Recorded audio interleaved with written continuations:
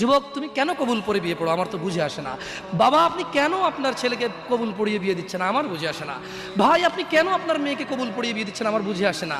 আপনার মেয়ে হলুদ কাপড় পরে, মাথার মধ্যে খোপা দেয়, 3 জনে এসে দুধ খাওয়ায়, 4 জনে কোলে নিয়ে নেয়, 6 জনে গান বাজায়, 10 জনে এসে হলুদ মাখে, শুধু বুঝি মৌলবি দিয়ে কবুল পড়ালে বুঝি মুসলিমের বিয়ে হয়। শুনুন, আপনার নবী মুহাম্মদুর রাসূলুল্লাহ সাল্লাল্লাহু আলাইহি ওয়াসাল্লাম কবুলের পদ্ধতি দিয়ে গেছেন, তাই কবুল পড়ায় মুসলমানের বিয়ে মনে করেন না। কিন্তু বাকি যেগুলো করেন এগুলো কার পদ্ধতি? কার? মিথ্যা কথা বলবেন না। হুজুর ডেকে খুতবা পড়ে কবুল পড়ে বিয়ে কার পদ্ধতি? আল্লাহর নবীর। এই গান কার পদ্ধতি? কেন করতেছেন? ওটা তো আপনার বিয়ের অংশ, বিয়ে না হলে তো বাজাতেন না। বিয়েকে কেন্দ্র করে যেমন কবুল বলছেন, বিয়েকে কেন্দ্র করেই তো গানটা বাজাচ্ছেন। কয়জন নবীর উম্মত আপনি? আপনার নবীর নাম কি?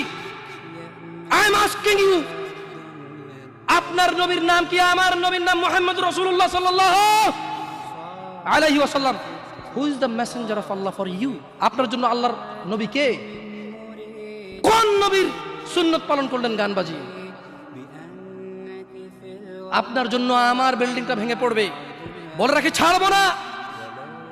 আল্লাহ তুমি আমার ভাইদেরকে হিদায়াত দাও ইয়া আল্লাহ, ছাড়বো না। এই যে ভূমিকম্প হলো আপনার গান বাজনা বাজানোর কারণে। মুহাম্মদ সাল্লাল্লাহু আলাইহি ওয়াসাল্লাম কি মিথ্যা কথা বলে? কারা কারা হাত তোলেন তো যে মুহাম্মদ সাল্লাল্লাহু আলাইহি ওয়াসাল্লাম জানে না, মুহাম্মদ সাল্লাল্লাহু আলাইহি ওয়াসাল্লাম জানে না, এরকম কারা কারা স্বীকার করে? আল্লাহ নবী বলেছে যখন বাদ্যযন্ত্র বেড়ে যাবে, গায়িকারা সম্মুখে এসে নাচবে, তুমি অপেক্ষা করো, পাহাড়গুলো কেঁপে উঠবে, পৃথিবীটা নড়ে উঠবে।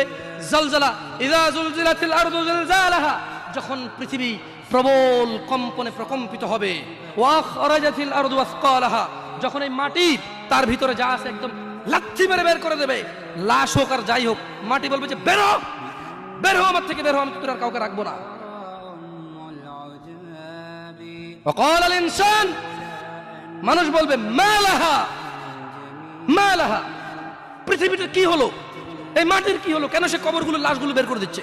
কেন সে স্বর্ণ মতি হীরা মানিক্য বের করে দিচ্ছে? মালাহা, এর কি হলো? কেন পাহাড় নড়ে উঠছে? কেন পাহাড় ভেঙে চূর্ণ বিচূর্ণ হয়ে যাচ্ছে? মানুষ বলবে মালাহা, পৃথিবীর কি হলো?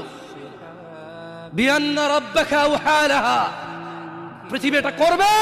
বিআন্না রাব্বাক, কারণ তোমার প্রতিপালক আওহালাহা, পৃথিবীকে আদেশ করেছে। আপনি গান শোনেন, আমি শুনি না। আপনি গান বাজান, আমি বাজাই না। যখন চিটাগং নড়ে উঠলো ভূমিকম্পে, আপনার বাড়ির সাথে আমার বাড়িটাও নড়ছে।